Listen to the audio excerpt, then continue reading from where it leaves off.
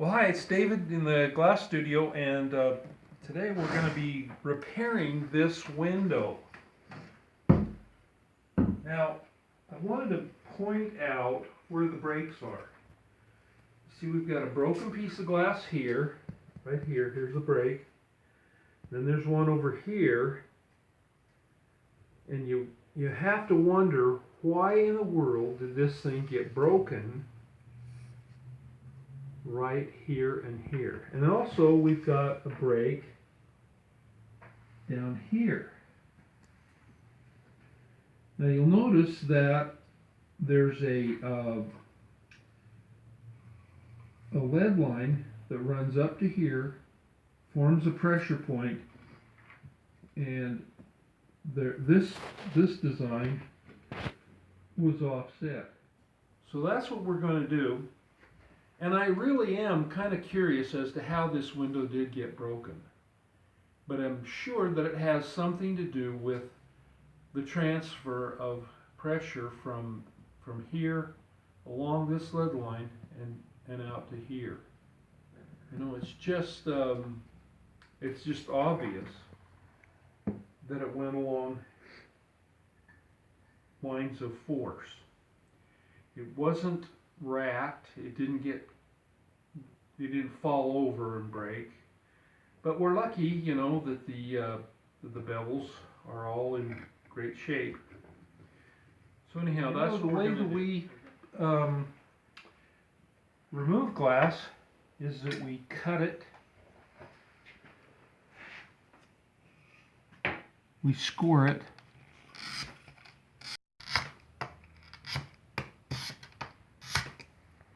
So now that we've got it all scored up really well,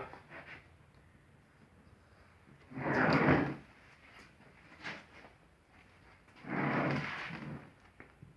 can break it. Sure want to be wearing your safety glasses because I can see glass pop up.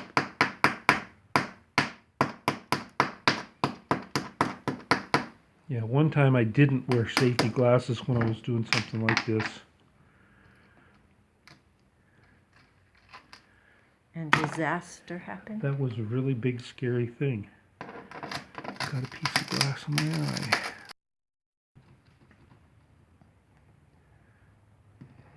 You can kind of see how it loosens things up just as you melt it.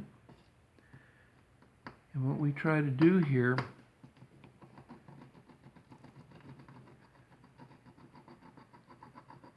is melt out the inner layer and leave the outer layer. And if we can not damage the outer layer, then that'll save us some work. So David, you like to do repairs?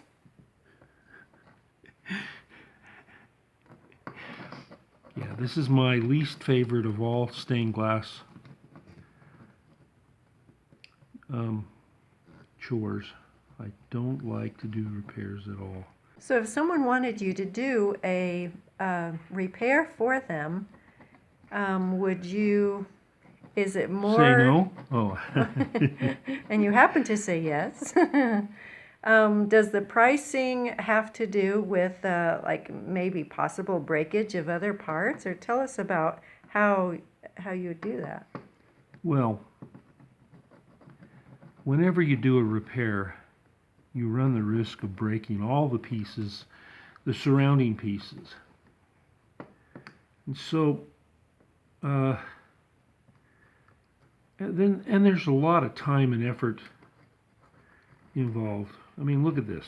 I've got to take all of this glass out of here before I can actually put in the new piece. So, you know, it's multi-layered. It does take a lot of time and effort. So I charge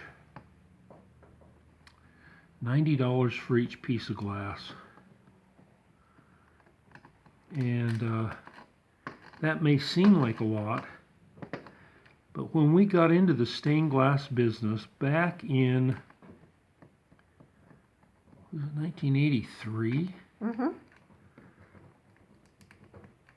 there were stained glass artists back then who were charging $90 for each piece of broken glass. I want to show you how precarious this is. This is why I don't want to take out more than one piece at a time. Because look, as I'm breaking these pieces out, see how far this glass deflects. See, it bounces up and down, and it really runs a risk of, see that, both sides, up and down, and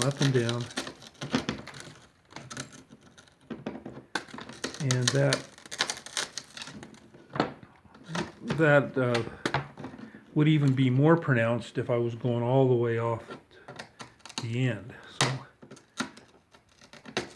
So as I'm cracking these pieces out, I'm really running a risk of damage to the surrounding pieces of glass.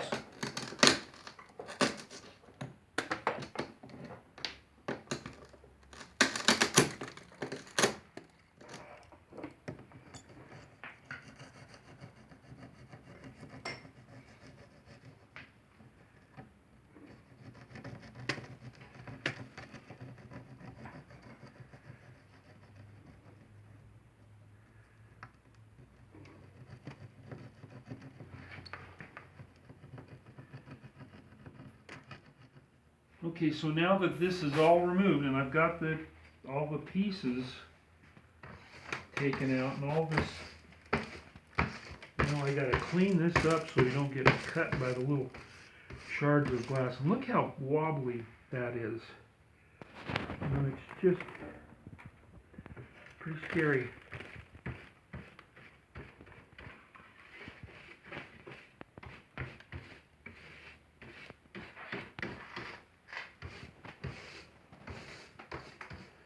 Alright, so now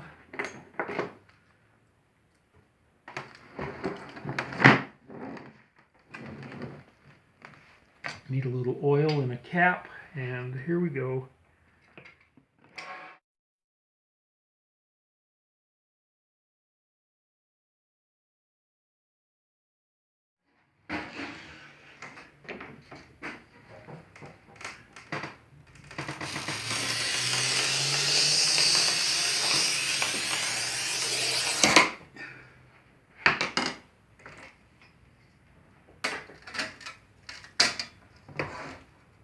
So what I'm going to do,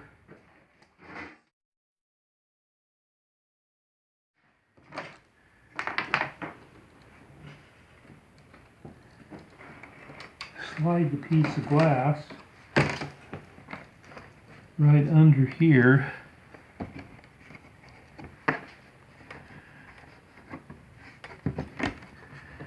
Come on.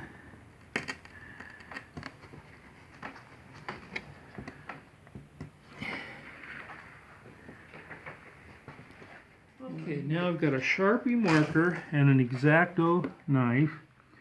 This way I can use it to kind of push it over and line everything up.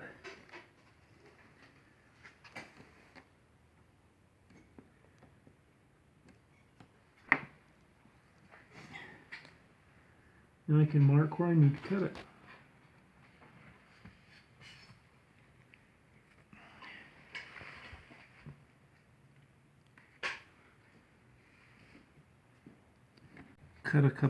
Cut the scrap.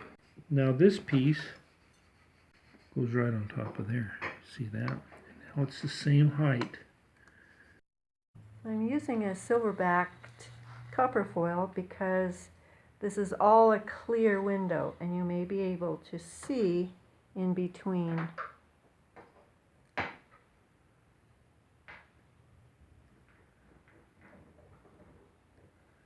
One of the things on foiling a long strip is that you got to be really careful to get the foil to line up in the middle, because it has a tendency to pull to one side or the other.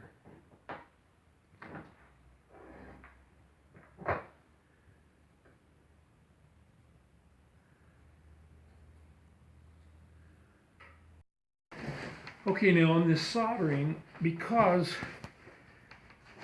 the glass is raised up, then there's lots of room for your solder to leak on through. So once the glass is lined up,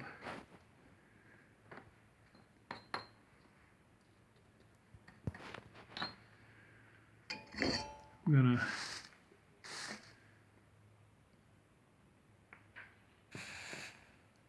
see how that bridges over that little gap there. Well, that bridge keeps, it means it doesn't slide through. So now we're going to move down to the other end.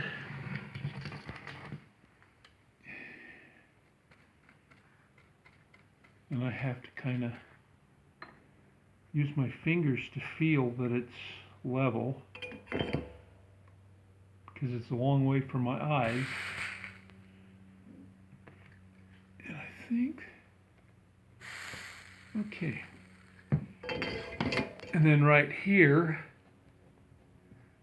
and it's interesting that this foil here is rather wrinkled up. So pushing it down with my finger is a good idea. And so, here we go. Alright, now I can just start soldering in earnest.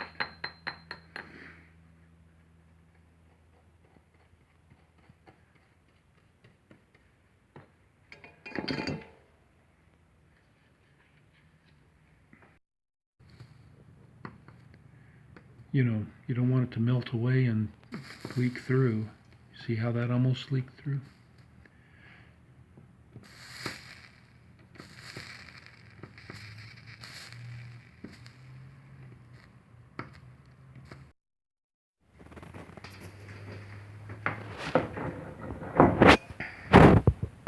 Okay, when we're down on this end, because I flipped it over, this is our repair, our first repair.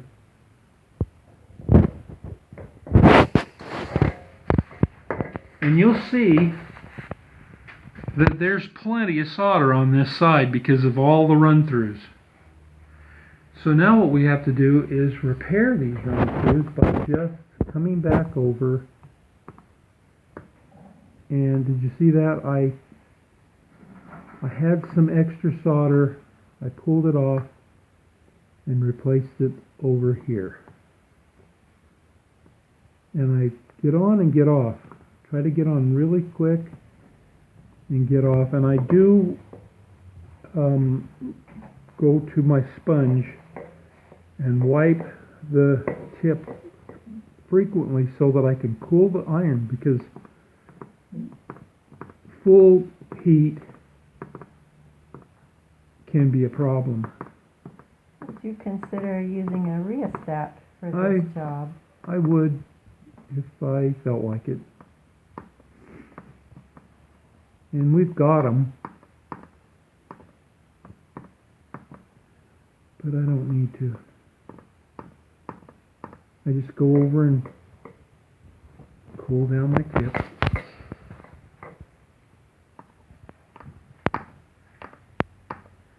You know, you get used to just doing things a particular way, and a lot of times you'll do things because it seems like it's the easiest method. Some people will get those foiling machines and get used to those, but well, speaking of that, I was cutting circles the other day, and I always thought that it was just easier to take chunks around the circle, but I used my circle cutter, and I loved it. oh yeah, you were talking about just chunking them out, and I didn't understand why that seemed like such a good idea, because I've used the circle cutter, and you get nicer lines. Finishes it out really nice. If you're only doing one or two. Okay. Okay, I did put some flux along here. You didn't get to see that because Jeanne was digging out this rheostat just in case I needed it. This is what a rheostat looks like. And see, it's got a little knob on it that raises and lowers how much electricity gets to the soldering iron. And so this is one of the older ones. It's only got two plug-in parts. It doesn't have a ground. I'm not using it. I just don't need it. But that's what they look like. If you get one of the things I like to do is if I get a rheostat, I like to have the one with the LED light on it. That way you'll know when you turn your studio lights off at night if you left an iron on or not.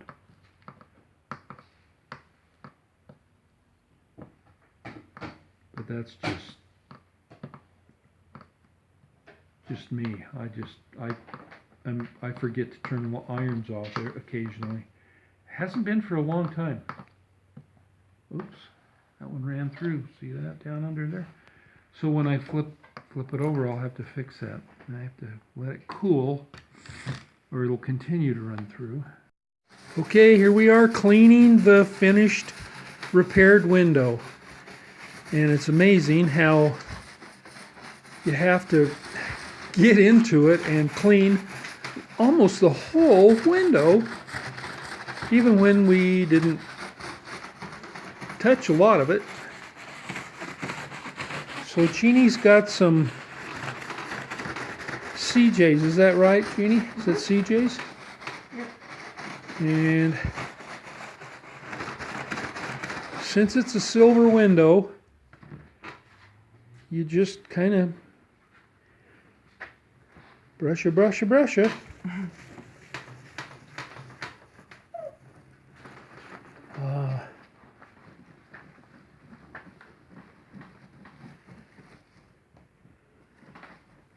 Okay, so it's done. Jeanne did add some rings right here. And so we wanted it to be supported in three points. Now, I was starting to say that I really enjoyed working on this window because it was so well made. The lead lines were nice, ones you can be proud of. They look like the kind of work we would have done. I'm not bragging, but I think this is a good quality window, and so the repair was an enjoyable experience, even though I'm not a repair fanatic. Okay, make sure and comment.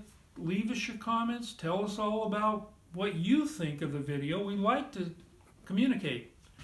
And we'll see you next time.